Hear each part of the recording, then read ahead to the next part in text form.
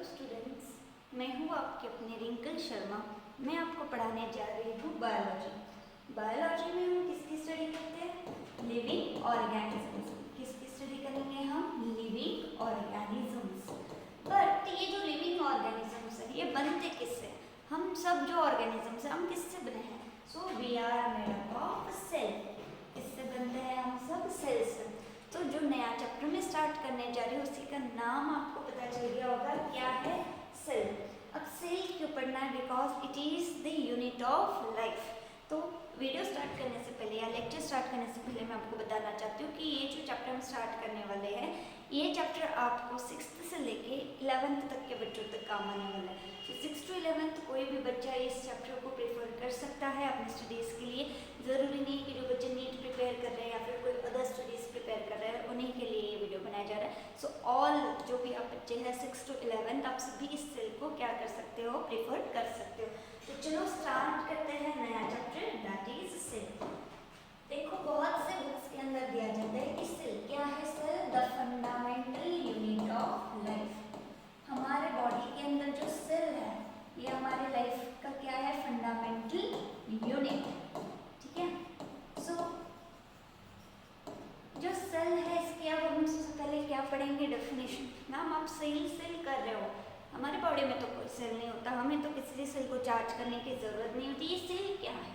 सो मैं यहाँ पे चार्जिंग वाली सेल की बात नहीं कर रही हूँ, मैं यहाँ पे उस सेल की बात कर रही हूँ जिससे हम लोग बने हैं, जैसे कि प्लांट्स, एनिमल्स एंड माइक्रोब्स। ये सारे जो ऑर्गेनिजम्स हैं हम सब ऑर्गेनिजम्स किससे बने हुए हैं? सेल से बने हुए हैं। सो स्टार्ट करते हैं सेल की डेफिनेशन से।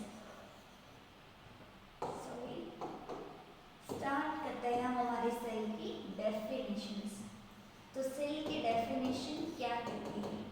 आई होप आपको मेरी राइटिंग समझ में आ रही होगी। अगर नहीं आ रही है तो आप मुझे कमेंट करके बता सकते हैं कि आपको सिंपल राइटिंग अगर चाहिए तो मैं आपको नेक्स्ट नोट्स जो होंगे वो सब मैं प्रिपेयर करूँगी। देखो सेल इट इज दी, क्या है ये? It is the fundamental, it is the fundamental structural and functional unit of life.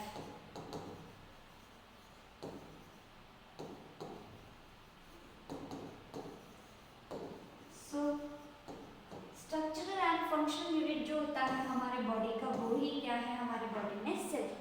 पहले सेल ही क्यों होता है? सेल ही सारे लिविंग ऑर्गेनिजम्स को क्यों बनाता है? पहले वो पढ़ते हैं फिर डेफिनेशन की तरफ पढ़ेंगे।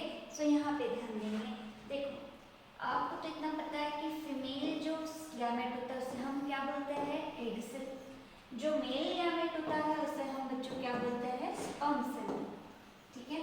तो जब एक एग सेल और एक स्पर्म सेल साथ में आता है तभी एक बनाता है, दैट इज डिप्लॉइड जाइगोट। क्या बनाएंगे? ये डिप्लॉइड जाइगोट। डिप्लॉइड क्या है क्या नहीं तो वो हम आगे आगे पढ़ेंगे तब आपको समझ में आएगा। फिलहाल इतना याद रखो कि जब एक फीमेल गैमेट और मेल गैमेट आपस में फ्यूज होते हैं तब वो क्या बनाएंगे? जाइगोट बनाएंगे। तो zygote is nothing but the cell. क्या है? Zygote is single cell. अब ये जाइगोट आगे चल के किस में डेवलप होगा? एम्ब्रियो में डेवलप होगा। एम्ब्रियो की डेवलपमेंट किस में होगी? फीटस में। एंड फीटस की डेवलपमेंट किस में होगी? देन चाइल्ड में। तो समझ में आ रहा है कि एक बच्चा या फिर एक लिविंग ऑर्गेनिज्म जो बन रहा है वो किससे बन रहा है? सेल से बन रहा है। एक सिंगल सेल थे, जाइगोट तो हमें बनाने की क्या कर रहा है? कोशिश कर रहा है। सो इसीलिए हम सेल को क्या बोलते हैं? Fundamental unit of life. तो हमारे नई पिक्चर का नाम है that is cell. So trailer समझ में आया होगा कि आपको क्या पढ़ना है क्या नहीं पढ़ना है। देखो डेफिनेशन में क्या बताया? It is the fundamental structural. Structural क्यों है बच्चों? अब देखो जाइगोट से एम्ब्रियो बन रहा है, एम्ब्रियो से फीटस बनेगा, मतलब हमारे बॉडी का जो स्ट्रक्चर है ये स्ट्रक्चर डिफाइन कौन करता है? सेल। आपके बॉडी सारे जो लिविंग ऑर्गेनिजम्स होते हैं सभी लिविंग ऑर्गेनिज्म सेम होते हैं क्या? नहीं। तो इन सभी को अलग अलग शेप देने का काम, उनके बॉडी में डिफरेंट टाइप ऑफ फंक्शन करने का काम कौन करता है? आपका सेल। सो हमारे बॉडी में लाखों करोड़ों सेल्स होते हैं, ये ठीक है, लाखों करोड़ों सेल्स एक टाइम पे several type of functions perform कर रहे होते हैं। हमारे बॉडी को अलग अलग क्या किया जाता है, स्ट्रक्चर दिया जाता है।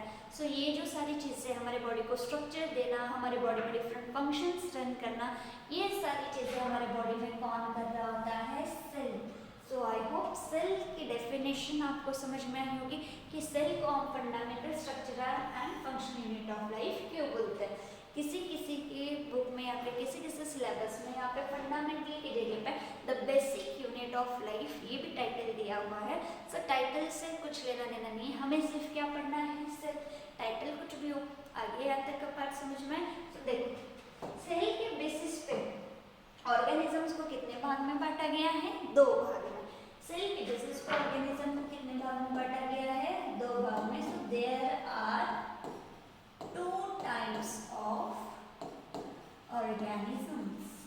कितने टाइप के ऑर्गेनिजम्स हैं, there are 2 types of organisms.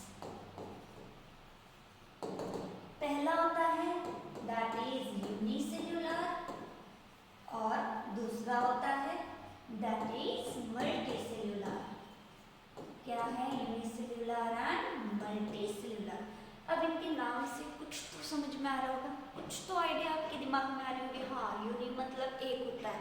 सो जिसके अंदर सिर्फ एक ही सेल है, जो ऑर्गेनिज्म सिर्फ किससे बना है, सिंगल सेल से बना है, उससे हम क्या बोलेंगे, यूनिसेल्यूलर ऑर्गेनिज्म। एग्जाम्पल, एकदम फेमस एग्जाम्पल जो हम सभी को पता है that is amoeba.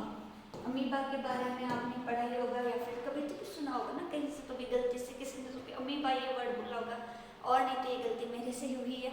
So amoeba ये शब्द आप मेरे से भी सुन रहे हो। अमीबा ये क्या है, यूनिसेल्यूलर ऑर्गेनिज्म। मीन्स उसकी जो पूरी बॉडी है वो पूरी बॉडी किससे बनी, सिंगल सेल से बनी है। जिसकी बॉडी सिंगल सेल से बनती है बच्चों से हम क्या बोलेंगे, यूनिसेल्यूलर ऑर्गेनिज्म। Next multicellular.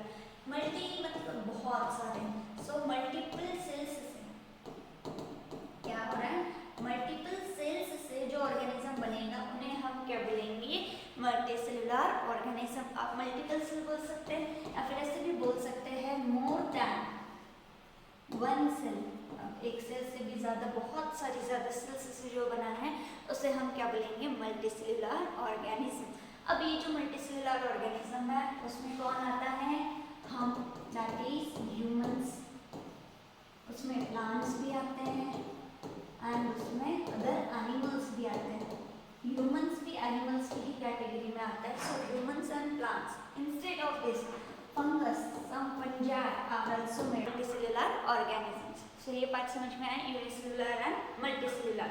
क्या है यूनिसेल्यूलर, यूनिसेल्यूलर मतलब जिसकी भी बॉडी में आपको सिंगल सेल मिलती है उन ऑर्गेनिजम्स को हम बोलते हैं they are unicellular organisms. Example amoeba. But कुछ ऑर्गेनिजम्स होते हैं जिनके बॉडी में हमें मल्टीपल टाइप ऑफ सेल्स देखने मिलते हैं, उन्हें हम बोलते हैं multicellular organisms. And example is human, plants, animals and fungi. So यहाँ तक सेल की 2 टाइप, सेल के बेसिस पे 2 ऑर्गेनिजम्स आपको समझ में आए। तो अब स्टार्ट करते हैं हम सेल। सेल के भी बच्चों कितने टाइप होते हैं, 2। There are 2 types of cell. कितने टाइप है सेल के, 2 टाइप्स। बट ये किसके बेसिस पे है, सो नाम से पता करते हैं। पहला जो सेल है ये है आपका प्रोकैरियोटिक सेल।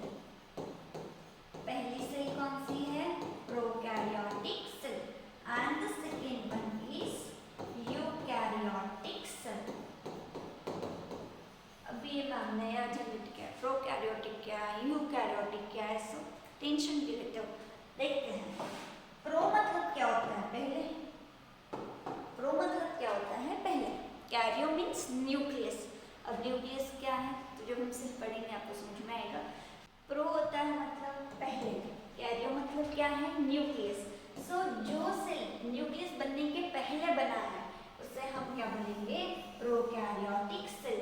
हेंस कि प्रोकैरियोटिक सेल में वेल डिफाइंड न्यूक्लियस नहीं होता। Well defined nucleus is absent. किस सेल में एब्सेंट है, प्रोकैरियोटिक सेल में। प्रोकैरियोटिक के नाम नहीं पड़ा है, प्रो मतलब पहले, कैरियो मीन्स न्यूक्लियस। तो nucleus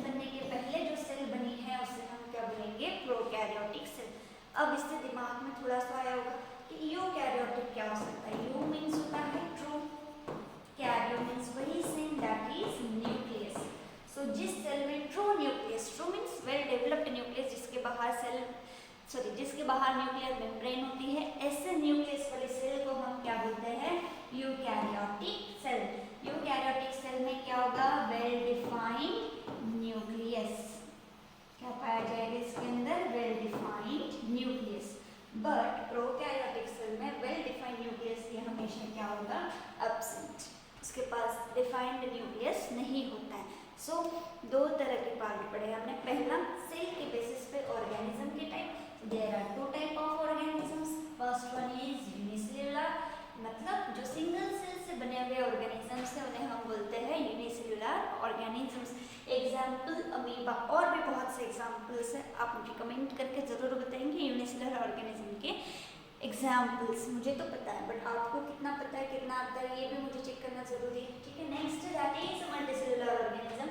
multicellular means multiple cells उनके बॉडी में होंगे। Multiple means more than one type of cell और वन सेल।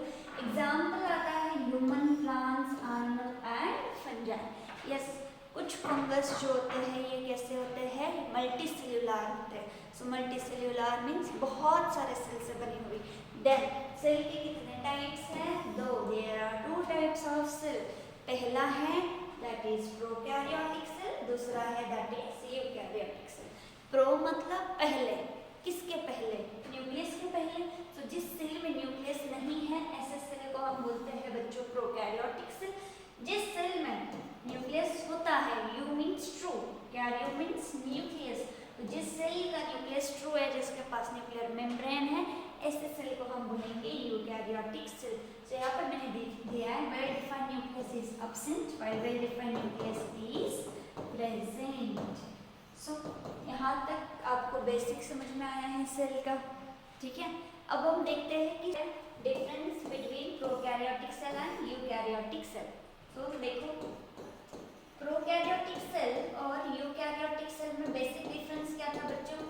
मैंने बताया था प्रो मतलब पहले, कैरियो मीन्स न्यूक्लियस। तो इसमें न्यूक्लियस बनने के पहले ये सेल बनी थी और ये सेल कब बनी है? न्यूक्लियस बनने के बाद बनी। सो जो पहला डिफरेंस आएगा वो न्यूक्लियस के बेसिस पर ही आएगा।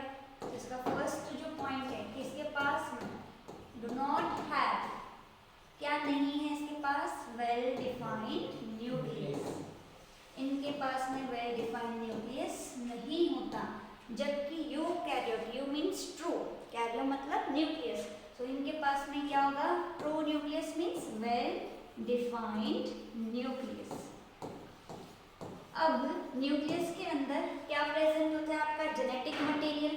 तो ऑब्वियसली अगर इनके पास न्यूक्लियस नहीं है डिफाइंड, तो इनका जो जेनेटिक मटेरियल होगा, ये जेनेटिक मटेरियल कैसा होगा? That is DNA is naked. Genetic material कौन है? डीएनए। कैसा होगा ये? Naked and circular. But eukaryotic का जो डीएनए होता है, डीएनए इज इनक्लोज्ड। किसके अंदर इनक्लोज्ड होगा? इन न्यूक्लियस। और हमारा जो डीएनए होता है ये किसके फॉर्म में होता है? And is in the form of chromosome. किसके फॉर्म में प्रेजेंट होता है हमारी बॉडी में? क्रोमोसोम्स के फॉर्म में। ठीक है, देन नेक्स्ट जो आपकी प्रोकैरियोटिक सेल होती है, प्रोकैरियोटिक सेल का जो राइबोसोम है ये कितना होता है? 70S। S is nothing but this फेडबक्स यूनिट। बट जो यूकैरियोटिक सेल है इनका जो राइबोसोम है, इनका राइबोसोम कितना होगा? Ribosome is 80S। तो ऐसे कुछ डिफरेंसेस है prokaryotic cell and eukaryotic cell में। सो आज का सेशन हम यहाँ पे स्टॉप करते हैं। मिलेंगे हम नेक्स्ट वीडियो के अंदर जिसमें हम देखेंगे डिस्कवरी ऑफ दी सेल। ठीक है।